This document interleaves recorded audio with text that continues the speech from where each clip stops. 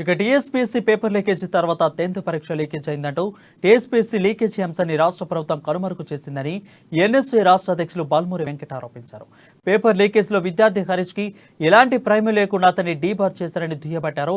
విద్యార్థి హరీష్ కి కాంగ్రెస్ పార్టీ అండగా ఉందని హైకోర్టు చెప్పిన రిజల్ట్ విడుదల చేయకపోవడంపై ఆయన ఫైర్ అయ్యారు.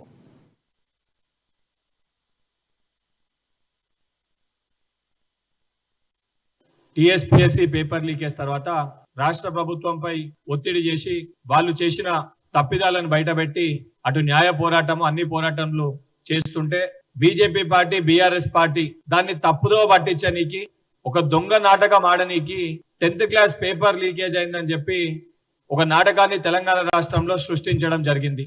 ఆ సృష్టిలో భాగంగా ఎటువంటి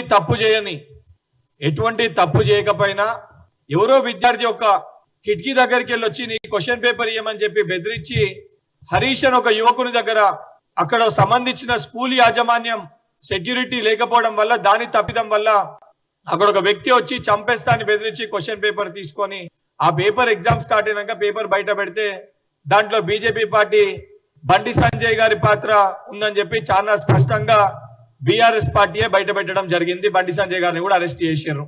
ఆ రోజు వాస్తవానికి హరీష్ తప్పు లేకపోయినా కావాలని చెప్పి కక్షపూరితంగా హరీష్ ని డిబార్ చేసి 5 సంవత్సరాల పాటు ఒక యాదవ్ బిడ్డని చదువుకి దూరం చేసి ఒక ప్రయత్నం రాష్ట్ర ప్రభుత్వం చేసింది. వెంటనే దానికి స్పందించి స్థానికంగా ఉన్న మా నియోజకవర్గ ఇన్ఛార్జ్ ఎన్గల వెంకట్రామరెడ్డి అన్న గారు ఈ రకమైన పరిస్థితి ఉంది, ఎన్ఎస్యూ యొక్క విషయాన్ని టేకప్ చేయాలి వెంకట అని చెప్పంగానే తక్షణమే